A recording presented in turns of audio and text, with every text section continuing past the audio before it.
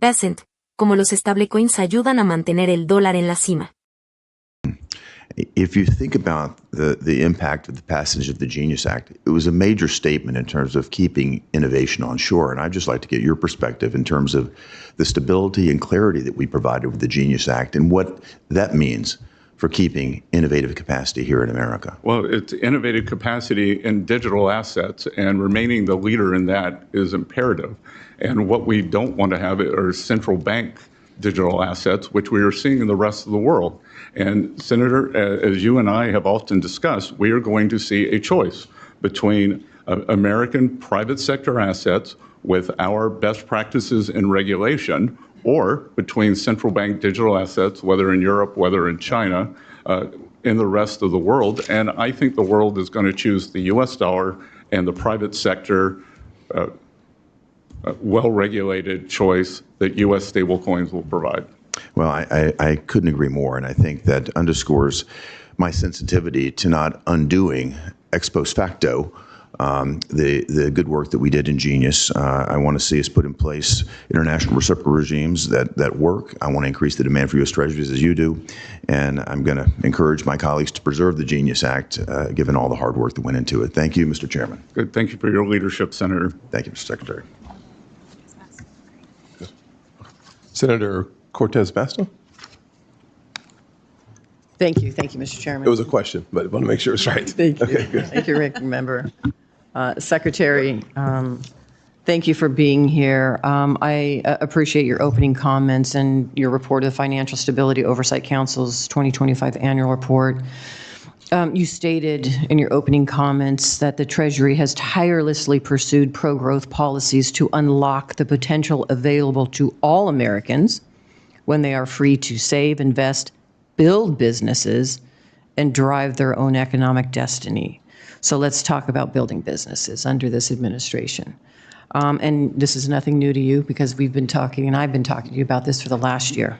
In Nevada, travel and tourism are the backbone of our economy. Tourism makes up nearly 30% of Nevada's economy, generating $24.4 billion in total wages. This administration's blanket tariffs and insulting rhetoric towards our closest allies are damaging America's tourism economy. For instance, the U.S. saw 12 straight months of declining visitors from Canada last year. The top international market for Las Vegas, that's roughly a 20% decrease for my state. That is countless dollars, jobs that my state, we are losing, paychecks that won't go to Nevada residents, including the over 400,000 hospitality workers across the state who are dealing with this issue. So my question to you is, will you apologize for driving away visitors and hurting our working families? Couple of things, Senator. One is the Canadian economy is doing poorly, so perhaps part of that, maybe we should deconstruct why Canadian tourism is down. And two, that it's a choice by the Canadians in terms of where they want to go. And so if you think that should we pull down all of our trade barriers with China so that 1.4 billion people can fill up the hotel rooms in Las Vegas? So this is the data from the Commerce Department, this administration's Commerce Department on National Travel and Tourism Office, year-over-year declines in travelers from October 24th to the 25th. It's not just from Canada, it's from Germany, it's from the Netherlands, it's from Australia, it's New Zealand, it's India, it's Vietnam, it's Philippines. We are seeing under this administration a U.S. Travel Association travel forecast that is dealing with now nearly a $70 billion travel trade deficit for 2025.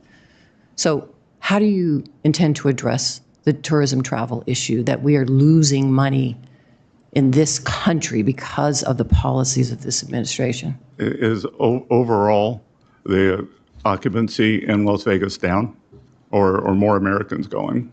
I'm talking about internationally. It's not just me, it's Florida, it's other states that are dealing with a decline in tourism. And this is my conversation with you for the last year that seems to be this administration keeps ignoring. It is a billion, trillion dollar industry to this country, and you don't seem to think it is important. Let me talk about something else, though. You mentioned, no, I'll give you an opportunity, Okay. but you mentioned how you're trying to help my service industry. And I supported this, no tax on tips, because I think more people should keep money in their pocket. But if you're in a service industry and you don't have tourism coming and you don't have a job, doesn't really matter if your tips are taxed if you're not getting tips. There's a problem. You just have to come to my state, talk to my service industry, talk to the individuals to see they are not feeling better. No matter how much you and this administration start talking about how wonderful this economy is, they're not seeing it. It is a problem. And I'm asking, and I think some of my colleagues as well, let's fix it. There's affordability issue in this country, and we need to address it working together. Let's solve this problem. Let's not come up with facts. Let's not tell the American public something that they don't see in their own bank account. Let's just work together to figure it out. That's all I'm asking. I'm asking you to work with us. One final thing. It's not just my service industry. It is small businesses across the country who are being squeezed. We have seen it time and time again. The tourists. Listen, the facts are there. You can debate with me the facts, but the truth of the matter is many of our small businesses are being squeezed right now. Higher prices, absorbing higher costs. Some of them have had to shutter. The small businesses are the backbone of our industry. We've got to do a better job for them. I know my time is up. Thank you, Mr. Thank you, Chairman. ma'am. Este sitio puede ayudarte a mejorar tu comprensión de lectura y escucha en inglés. USA Inteligencia Artificial para dividir las oraciones en partes fáciles de entender. Con el reproductor puedes ajustar la velocidad, pausar o retroceder para entender cada frase. Ofrece traducción a 20 idiomas, lo que facilita mucho el aprendizaje. Solo escribe inglés.com en tu navegador y pruébalo ya.